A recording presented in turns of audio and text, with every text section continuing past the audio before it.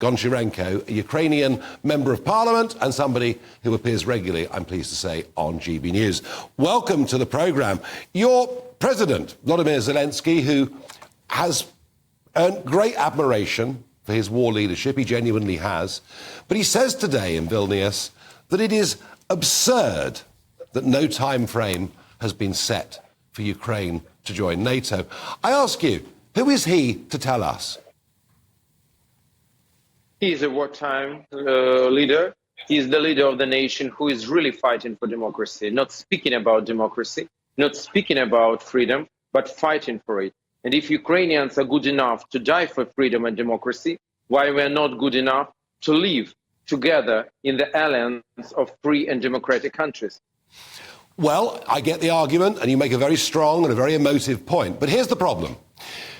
Putin is in trouble. Of that, there is little doubt. And don't you think that a big signal, if that big signal had been sent out today from Vilnius, which indeed it has not, it seems that the American reticence has won the day, wouldn't that signal, when you've got a cornered rat, if you keep provoking it, aren't we likely to get an even worse reaction? Should not. Yeah, go on. I completely disagree with you, because I just want to remind you that Russia started the war against Ukraine when Ukraine was not a member of NATO, was not applying to become a member of NATO. And even if you will take polls of 2013, Ukrainians in majority were against joining NATO. And at this exactly moment, Putin started the war against Ukraine. So it's not about NATO. It's about just a simple fact that Putin wants to take Ukraine, as well as he wants to take Lithuania, Latvia, Estonia, Georgia, Moldova, to rebuild and even to make a new Berlin Wall and to divide Germany into parts and to control Eastern Germany. That's what Putin wants. I am not defending Mr. Putin's actions in any way at all. I am just saying. I'm happy about this. I am just saying that the ever eastward expansion has given him a casus belli, and the European Union's designs on Ukraine have been long stated. In short, are you happy or unhappy with the outcome today? But, Nigel, sorry again. Lithuania, Latvia, Estonia joined NATO, and Putin never attacked them. Ukraine did not join NATO and didn't want to, and Putin attacked.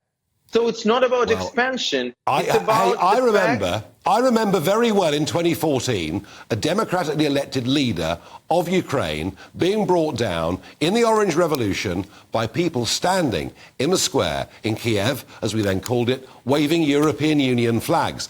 All I'm saying is the ever eastward expansion has been provocative.